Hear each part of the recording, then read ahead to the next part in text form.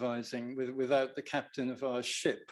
So anyway, I will in a moment welcome Elvis Imafidon properly, but first I will, in line with tradition, light the Temenos candle. I was asked earlier why we light a candle at the beginning of these meetings. It is, of course, to symbolize our hope that we can bring some light to the world, and more specifically, because our founder, the great poet and scholar Kathleen Raine, used to say it is better to light a candle than to curse the darkness. So we're not going to curse the darkness, we're going to light candles, and I shall light the physical one now.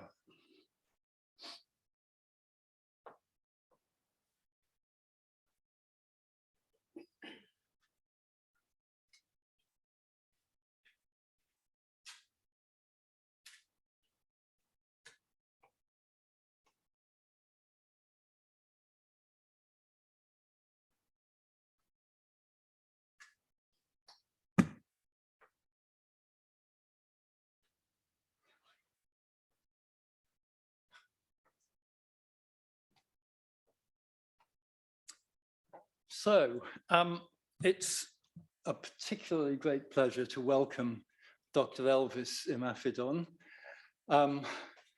Elvis is a lecturer in philosophy and religion at the School of Oriental and African Studies of the University of London.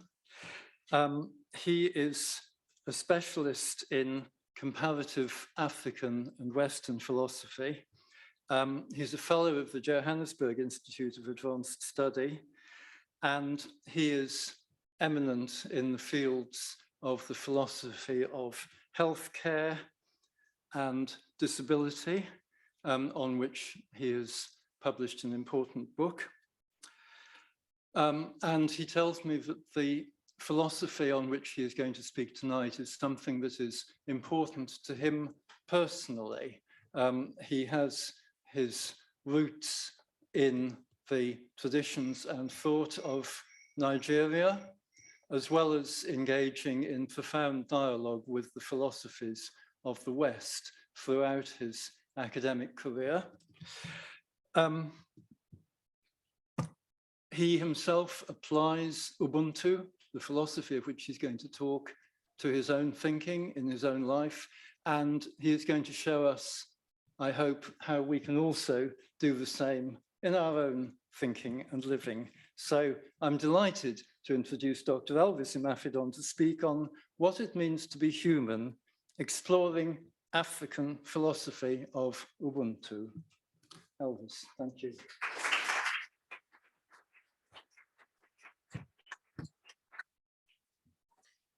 Thank you, Gravel. I do feel very honored to have been invited to give this talk, well, to have this conversation about Ubuntu. I see very fondly a number of my graduate students here. We spent the last 3 months of last year in African philosophy module, where we had a lot of interesting conversation, and I'm sure they'll be furthering that here. And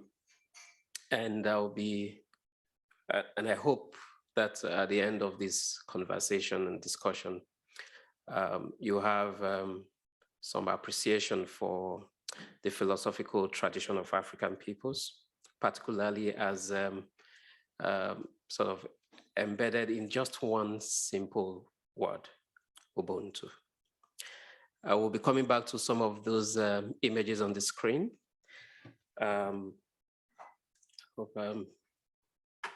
Yeah, okay. I'm particularly fond of the black and white one, the same as crocodile, a famous Ghanaian Adinkra symbol, and we'll talk a bit about that much later. What I intend to do, I'll just summarize. I'll try not to read. It's boring to read. I'll try to speak and just have some conversations, but just read a bit of the summary of what I'll be doing. For me, the most basic and fundamental African philosophical theory, or the fundamental philosophy of African peoples, is often captured with the Zulu word, Ubuntu, which roughly translates as a person is a person through other persons, or I am because we are. In this talk, I will discuss 4 principles that I feel we can deduce from this philosophy of Ubuntu, and how they contribute to our understanding of reality, existence, and the human, and how Ubuntu contributes to the building of inclusive, peaceful, balanced, and cohesive human communities. And the principles I have in mind, don't mind my philosophical jargons, but I'm sure when we talk about them, they are just part of our lived realities. The first principle is the principle of ontological equilibrium. The second is the humanistic principle of co-dependence. The third is the inclusivity of difference principle. And the last is the relational hermeneutic principle. These principles are deeply rooted in Ubuntu philosophy, and they emphasize a simple but profound factuality or truth of our existence, that all things are interconnected and dependent on one another. To exist meaningfully would mean, therefore, not to focus solely on autonomy and rights, but also focusing on relationships and duties to others, to fellow humans. And this is the way we build humanity. Ubuntu therefore recognizes the connection between our metaphysical and social realities and between all of us as humans. Where I would like to begin is by playing a short 4 minutes video by someone we all know too well, Desmond Tutu. Desmond Tutu is the South African anti-apartheid human rights activist. He was an Anglican bishop. He won the Nobel Prize for Peace in 1984. And this particular video was done when he was given the 2013 Templeton Prize. He's someone any African philosopher is aware of. We admire him a lot. He has written some very important works that we'll be referring to in the course of this conversation and discussion. We did lost him December last year at a very good age of 90, lived between 1931 and 2021. And there were a lot of heartfelt messages during his death, including from the Queen of England. So if you could help me just play this video while we watch, and then we'll continue.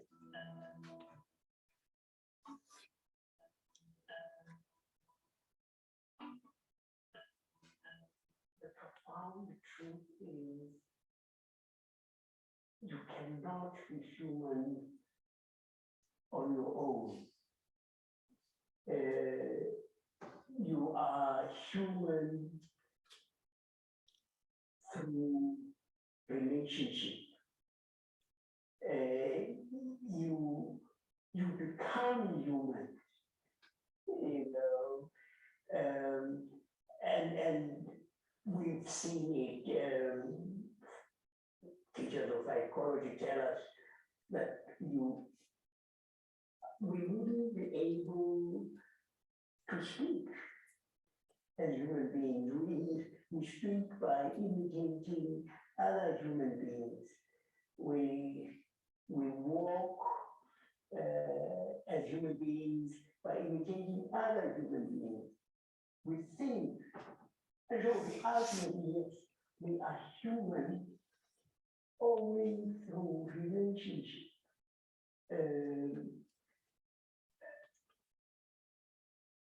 And that is fantastic because it says we are really made for this delicate network of interdependence, so that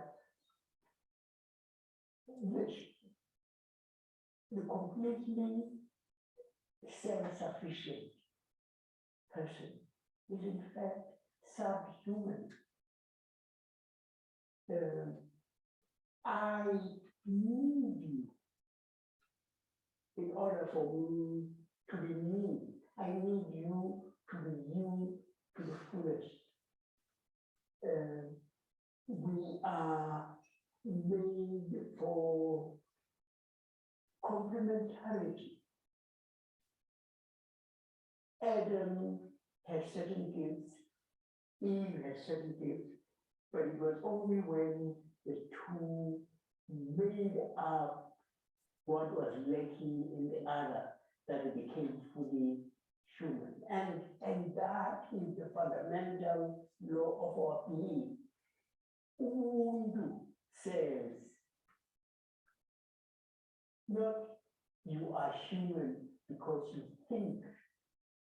You are human because you participate in relationship. It says a person is a person through other persons. That is what we say. And that is what the Bible is saying. And that is what our human experience teaches us. Very apt summary, right? If you could help me go to the next slide. Okay. Yeah, so Tutu provides a very good way to start, summarizing the whole idea of Ubuntu. And I'll be expanding on that basically. Ubuntu is the simple way of expressing a longer phrase among the Zulu Xhosa people of Southern Africa. The phrase Umuntu, Ugumuntu, Ungabantu. Umuntu, Ubuntu, Ungabantu is actually what is literally translated as a person is a person through other persons. And I find this quite interesting because in African languages, you find words, right? If you are not familiar with the linguistic scheme, you wouldn't know what they mean. But even when you are part of that community, if you don't ask questions, the elders won't tell you. So I mentioned this to my students in class last year and said, a very common name in my culture is Ajegbe. For us, it was just a name, Ajegbe, not knowing that it was a word that signified a longer phrase. Don't try to pronounce it, you cut your tongue. So, Ajegbe Okpa, Awajokokpa. Just something like this, yeah? That's when it hit me that the name Ajegbe, understood in the longer phrase, meant one body, different minds.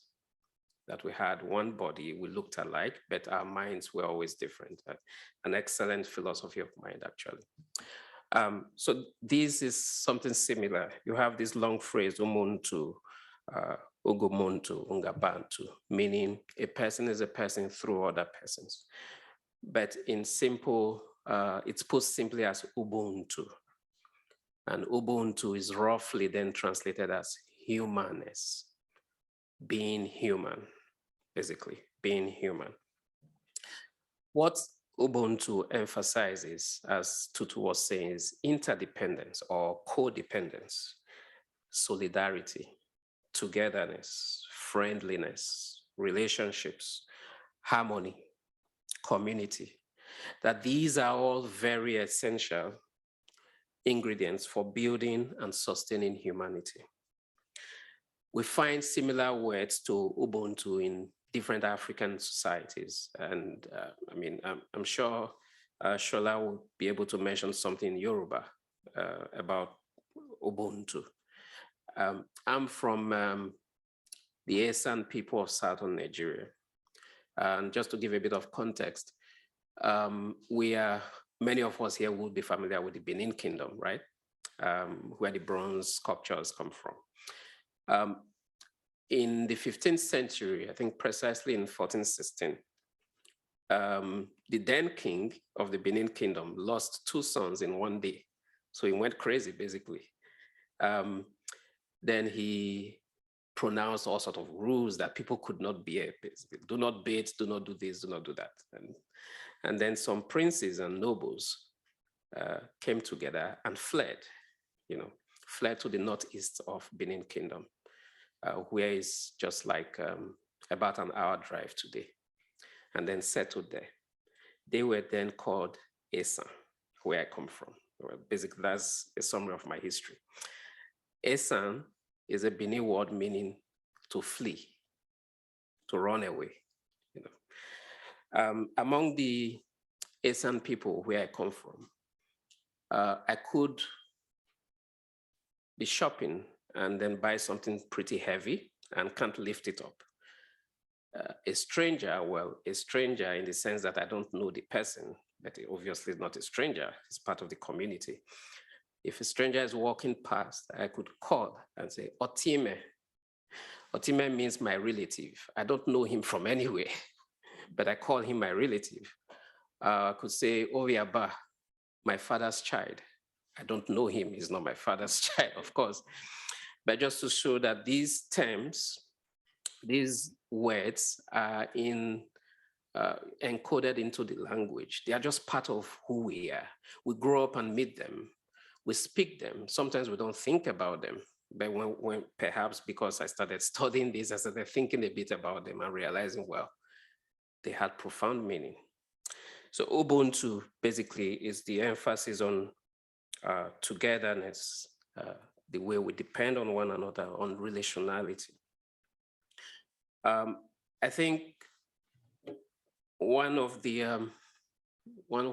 what I would consider the best description in African philosophy in the last, say, 6-7 decades of Ubuntu is expressed by the Kenyan philosopher John S. Mbiti in his book, African Religions and Philosophies. I'll read through because this is what I'll be expanding on in the next couple of minutes. It says, only in terms of other people does the individual become conscious of his own being, his own duties, his privileges and responsibilities towards himself and towards other people. When he suffers, he does not suffer alone, but with the corporate group. When he rejoices not alone, but with his kinsmen, his neighbors and relatives, whether dead or alive. Let me pause there a bit. If you've ever been to Nigeria or to South Africa or to virtually any sub-Saharan African community, and someone is getting married, or someone gave birth to a child, or anything, you can tell about the elaborate ceremony that takes place. Everybody in the community comes, they eat, they dance, they drink. You don't celebrate alone. You don't also mourn alone. When my dad died in 2016, and we were doing the burial, we slaughtered 3 cows, 3 bulls or 3 cattle, 3 oxes, however you want to put it. We fed in 3 days more than 600-700 people. And they were still queried that many did not come. It was mourning, yet it was celebration. As you cry, people wipe your tears and then tell you to eat, tell you to drink something, they drink with you. You don't go through life alone, basically.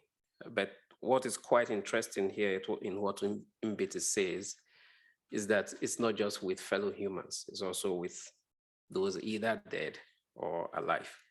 Because we'll come back to this. Being dead doesn't necessarily mean being dead. And obviously that's even true right now. We either enjoy or suffer the choices made in the past right now. Our ancestors have left a lot of heritage for us, and we can't deny that. And continues, whatever happens to the individual happens to the whole group, and whatever happens to the whole group happens to the individual. The individual can only say, I am, because we are, and since we are, therefore I am. This is the cardinal point in the understanding of the African view of man, or African view of a person. So Ubuntu, a person is a person through other persons. The first thing that Ubuntu brings us, therefore, is that the universe is filled and lively with all sorts of beings. So there is a community of beings taking place. Ubuntu is first the recognition of a lively, active, and rich community of beings that need to interact with one another. In this African understanding of the universe, there exists just one world, one universe. But in this universe, there are two realms of existence, the metaphysical and the physical. In the metaphysical, you have the supreme being, you have divinities, you have ancestors, you have paranormal forces. And in the physical realm, you have the human beings and the non, and that was a very terrible mistake, not the non-living things, but the non-human things. Because everything is alive. The stone is alive, the tree is alive, the sand is alive, but they are just non-human. So pardon me for that error. These beings are there, but they are just there. They are just entities. They are not, they don't take the form of, they don't have personhood until they interact. Let me give a few examples. Who is an ancestor within the African understanding? An ancestor is someone who has lived a community-accepted life and has passed on, died. And being physically dead means he is properly buried, the rites are followed, and he joins the ancestral cult. But the ancestor would cease to exist if he does not participate in a relationship with the living. So he's venerated, he's consulted, he's known to melt out punitive actions for those who err, basically for those who fail to protect community. He's believed to reward those who do. And in reincarnation or rebirth, he is known to be able to pass his energy, his vital force into an unborn child. And when the child is born, then you say, this look exactly, or this is exactly my dad that died. In Yoruba, you hear names like Babatunde. Babatunde simply means my father has returned.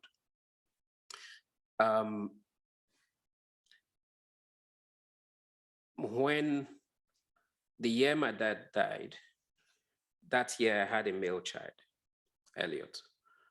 And till today, my brothers, my sisters, unfortunately, 3 years after my dad died, my mom died. But before my mom died, my mom called him daddy because he was exactly my father. I'm a very skeptical person myself. But when some things become so concrete in front of you, you start asking questions, you start thinking. Elliot acts, sometimes I do not know if it's a punishment or a blessing, because whenever I see him, when he's crying and the way he walks and when he's happy, I keep seeing my dad every day. You know, it makes me happy. Sometimes it makes, it's mixed feeling. And before my dad died, a few years before, he broke his hip bone, but for some reason he couldn't walk. So I basically was the carer for those few years. I would beat him, and basically because we were very close, my dad and I, very close. And my son has the same, we call it the birthmark, right? The same birthmark at the same spot at his back with my dad. That was so when my son was born, it was very difficult for me because it was like I was holding my dad. And everyone in the house calls him daddy, but yet, my dad is dead, right? And in African traditions, the ancestor remains in the ancestral court, but yet lives in the child. That interaction takes place because the ancestor doesn't really return from the ancestral court. He simply vitalizes an unborn child and put himself or herself into that child. In scientific terms, we could call this regeneration, call it gene science. That perhaps I loved my dad too much that my gene went into the new child that was born. My dad, we explain in genetic terms. But sometimes the issue with explaining everything scientifically is that we sort of suspend the value that comes with it, right? But whichever we want to accept, whether the purely scientific explanation or the philosophical explanation, what is clear is that there's a link between the past, those who have gone, our forebearers, our ancestors, and the present, and the future, the unborn, because it could be that perhaps Eliot himself could bear someone who looks exactly like his granddad. The future is heavy because of the past. The connection remains there. That connection between the metaphysical and the physical. In the physical realm, you find that same sort of interaction. You find interaction between human beings and non-human beings. You find the beliefs of an owl or a dog being possessed by the supernatural and acting on behalf of the supernatural. And even within just the mundane things, which again have now been explored for environmental ethics, you can't find a herbalist go into the forest to pick leaves and stems without first speaking to the tree. Why would a herbalist speak to the tree before cutting some leaves? Because he knows that the tree lives, the tree is alive. We know that within the physical realm, the human being has an active force. He acts, he's able to act upon other things.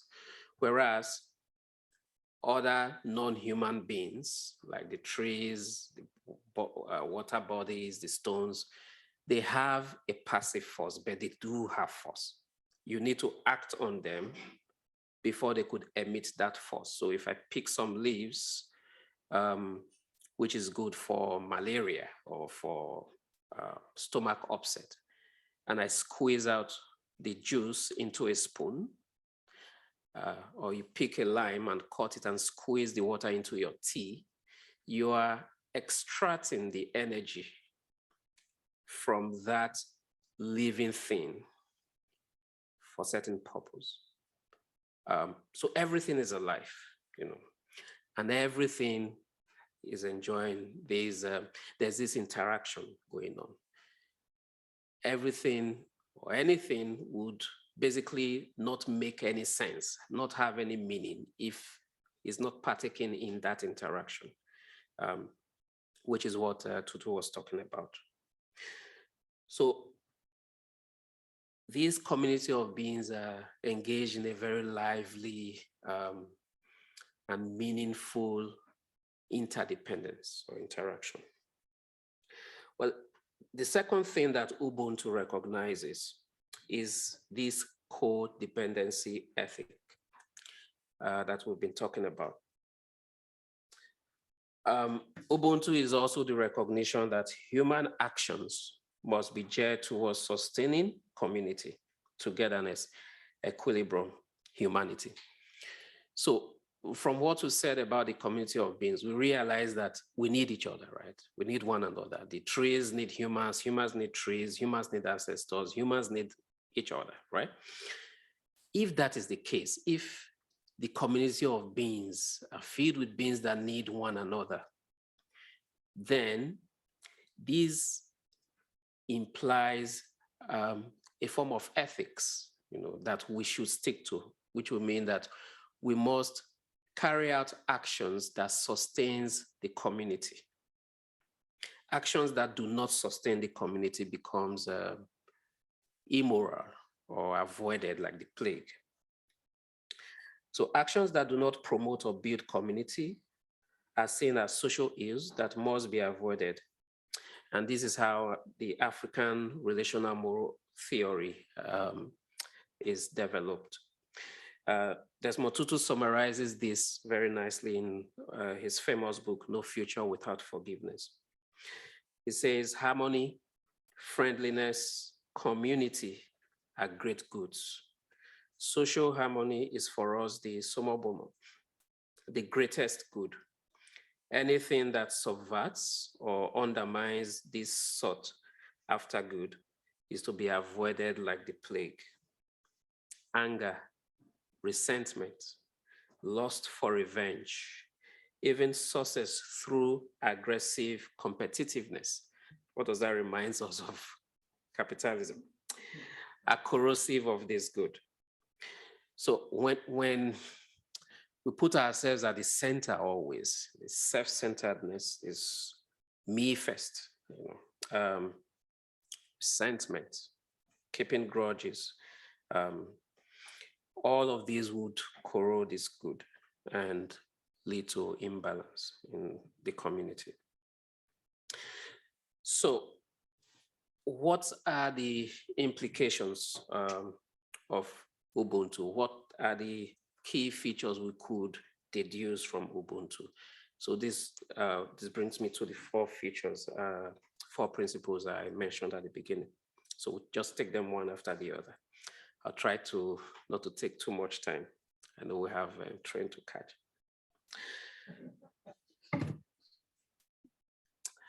So the first one is the ontological equilibrium principle.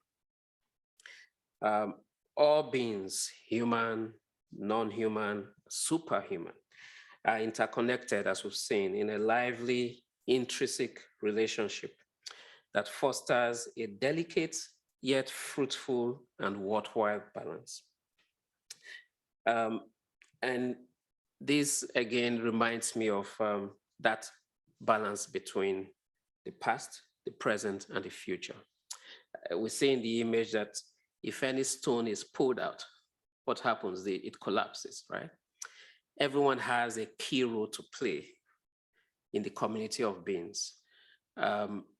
And when everyone plays that role, the community has that equilibrium. And it's interesting that this community of beings is not just we as human beings. So when you hear being, don't always think of us. I think sometimes we think we are so special, humans. We forget that we are here because other beings sustained us, our ancestors. The apple you ate this morning, if you did eat one, the air you breathe, they are all part of this cosmic energy, these beings that exist, that sustains us. We are the center of it all, and so sometimes we sort of feel we are more important. We see that connection between the past, the present, and the future. And when I talk about ancestors, for example, to some of my students back home in Nigeria, some of them say, well, these are superstitious beliefs. There are no ancestors, we don't believe in things like that again. And say, well, the truth is, sometimes it depends on the perspective from which you see it. We do have ancestors. We can't deny it, right? Whether we see them we visualize them in one ancestral cult, which one of my students was describing. Am I saying that there's an ancestral cult with men wearing red gowns, and looking down, Why don't you see it as cosmic energies, People who have invested into the universe, and we keep reaping the good they did and even the evil they did as well. Think about the climate crisis. I'm sure those of us here in this room, those of us now present at this moment, alive, are not the ones that caused it alone. It's been coming for a long time, right? Our ancestors had a role to play. And we too have a role to play for future generations.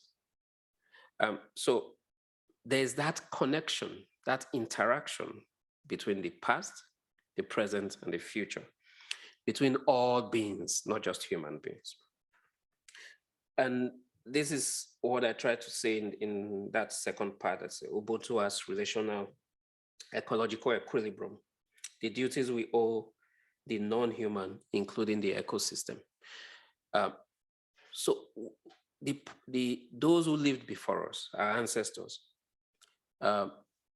played a key role in sustaining the environment. We have a key role to play as well. They also played a key role in destroying it. We're either continuing that destruction, or we think about our future. We think about those that will come before us. And remember, thinking about those coming before us is not just our children, it's not just human beings. It is still the trees, the animals, the ecosystem. It's thinking about the universe. And when we fail to have these reflections, we collapse that equilibrium. There's disequilibrium, there's imbalance, and there's chaos. And I'm sure we've started seeing that already. The chaos, the dislocation, and the inhumanity that takes place when we fail to play our part in this ontological equilibrium. The second principle is the humanist principle of interdependence. Desmond Tutu again, who I'm always always quoting, in yet another book, God Has a Dream, A Vision of Hope for Our Time, says that a person is a person through other persons. None of us comes into the world fully formed. We would not know how to think or walk or speak or behave as human beings unless we learned it from other human beings. We need other human beings in order to be human. In the last few years, few centuries, since the Enlightenment, what has become the understanding of humanness, to be human, is that thinking, rational self. We remember the French philosopher René Descartes' declaration of cogito ergo sum. I think, therefore I am. Basically, I have to do it myself, and sometimes, knowingly or unknowingly, we sort of accept this as what it means to be human. We feel that our intelligence takes us to anywhere. If we're intelligent, we're smart, we're able to achieve things, and so we do it alone. But the idea is that this overemphasizes individual rights, forgetting that we also have duties. Rights are extremely important, no doubt. We have fundamental human rights. We must fight for them. But it's like a child who wants everything, If Elliot comes to me and say, I want a fire truck, I want to drive around town, and so I get him one. And he got his right, as it were, his privilege. He got a fire truck, but can he drive it without causing havoc? So yeah, we have rights, but the rights we have are not separated. They are not radically distinct from the duties we have.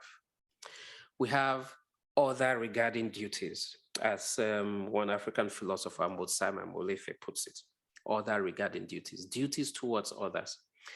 So the way we emphasize rights, could we also emphasize our duties to our world that same way? We need to care for others. We need to care for our community. It's interesting that the self can be seen as myself, my individual self, but there is also a collective self, right? A collective Nigerian self that would want to ensure she is better than Ghana. Collective British self that wants to feel she's better than any other country. And we think, for example, today of Russia and Ukraine, because everyone is fighting for their rights. No one wants to take responsibility or duty. The idea of the humanist principle of interdependence is that as we fight for our rights, we remember that we depend on one another, and we pursue that with the same vigor that we pursue our rights. The third is the inclusivity of difference principle. And this has become at the heart of my research because of my interest in philosophy of difference. And so I'm quoting myself here. I hope it's not double plagiarism. In January, my article got published by EU's SATO on the, and I wrote, I think you can, if you type Elvis, Imafidon, Ubuntu, and humanitarian assistance, you will find it. And I was exploring the role Ubuntu plays in humanitarian assistance. So there I said the assertion a person is a person through other persons, encoded in the concept of Ubuntu, is first and foremost the acknowledgement and recognition of difference, uniqueness, and diversity. And then the acknowledgement and recognition of the need to bring together these manifold differences to create an intensely rich and diverse potpourri of social and human nourishment that every individual can benefit from. When you say a person is a person through other person, you already admit that those two persons are different, that they have their uniqueness, there's diversity. And you're acknowledging that there's something I have that you don't have, and there's something you have that I don't have. And we need each other.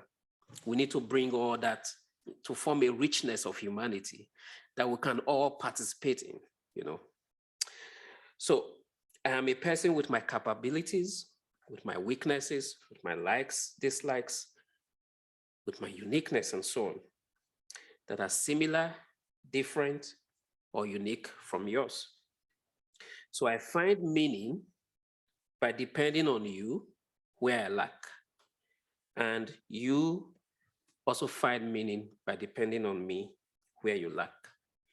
So difference is onthic, it's factual. We've come to this understanding in our time that difference is what is created. Sameness, uniformity, everything being the same is what should be factual. But that's not it, because uniformity and sameness is what we want to create. Name one thing in the universe that is exactly the same. Imagine if all apples were green, all trees had green leaves. Imagine if all animals were the same. There's absolutely nothing in the universe that is the same. What's his name again? It's a variety is the spice of life. He's a British guy. Yeah, the name just, yeah. Variety is the spice of life. So why then do we dread difference? when we see something that is different from us, we become scared and we want to find an explanation that justifies our fear of it and then push it away. Whereas the universe itself emits difference, because it is in difference we find our true meaning. In this difference, we interact, we depend on one another. Where I lack, you give me. Where you lack, I do give you. And then we find a very beautiful world.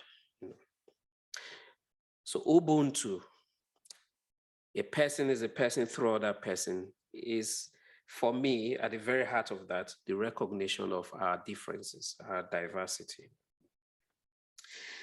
And lastly, the relational hermeneutic principle.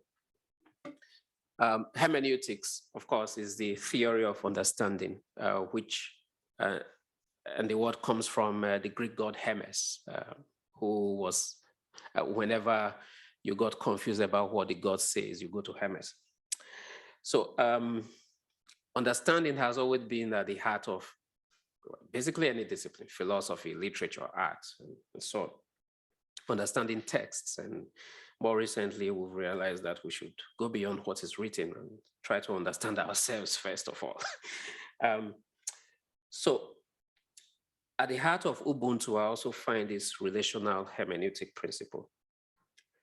My understanding of myself, the notion of or idea of who I really am, my personality, cannot be completely disentangled from what others around me, others I relate to, think of me. Meaning, interpretation and understanding is thought relational, intersubjective, and not merely subjective. We might feel that, well, who I am is just what I make of it. But on a daily basis, we define ourselves based on those around us, what people say, how they view us. In fact, we are very much concerned about how people view us, that we have to sometimes caution ourselves. Don't think too much about what people think about you, but yes, we do think about what they think about us. And this is not just for individual selves, it's for collective selves. What do Nigerians think about Britons? What do Britons think about Ghanaians? What do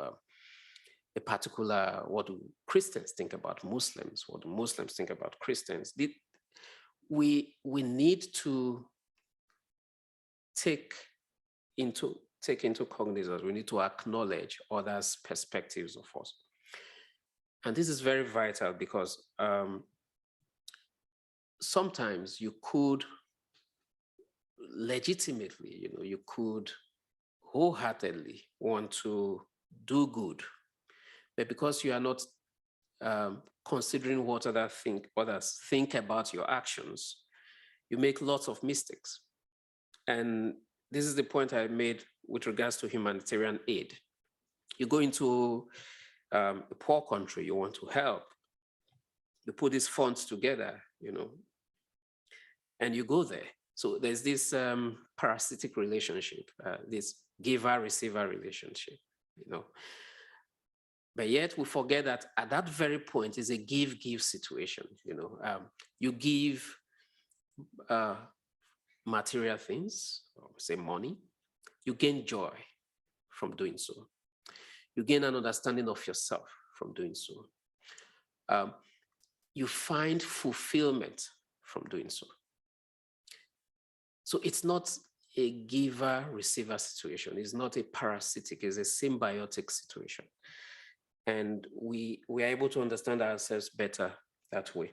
So our understanding of events, of our world, of problems and issues is richer if we immerse ourselves into this web of relational perspectives, this web of positions, of vantage points. It requires that we do not get too comfortable with our perspectives, our own rationality, our own self. It requires that we seek others' perspective to improve, to get better. So some final concluding thoughts. Okay,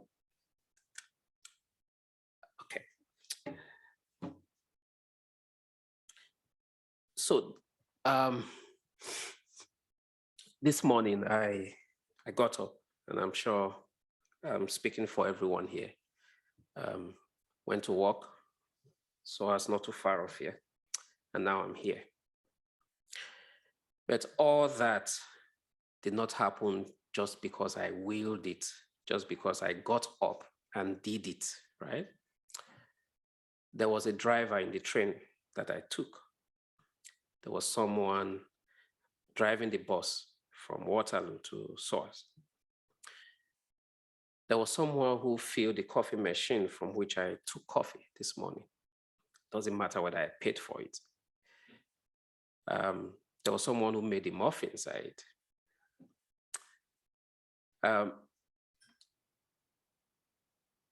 There was someone who opened this door when I walked in. I've had a chance to have conversations with many today. Some of you here, some in my office today. At some point, my wife cautioned me this afternoon that I did something wrong, and this is how you were supposed to do it. Yeah, I got a second perspective, and it helped me improve. Our daily lives, every day, every minute of our day is made possible and meaningful by a community of selves. Some are visible to us. We see them, our friends, our relatives. Some are invisible. They maintain the streets. They keep life going. There are people right now ensuring that this power remains or will be in darkness. Well, we have a candle here anyway. Many of them have passed. Many are here with us. And because of the future, we make certain decisions because we think of the future. As we work hard and necessarily for our rights, therefore, our privileges, we should never forget that we also have these same sort of duties to others. The monetization and commodification of our duties has blinded us to the fact that we naturally should do these things. I teach and I get paid for it, but I don't think, and I did say this in my interview, in my last job, or the job I'm in now, and in my application letter, that teaching is a way of life for me, and it is a way of life for me. I don't think what I get paid is as valuable as the very act of doing it, the very relationships you form. I see quite a number of my students here. Sometimes 10 years after, you still see each other, you still talk. There's nothing as valuable as that. The beauty of our world is in its richness in diversity and difference. And we can all benefit from it by taking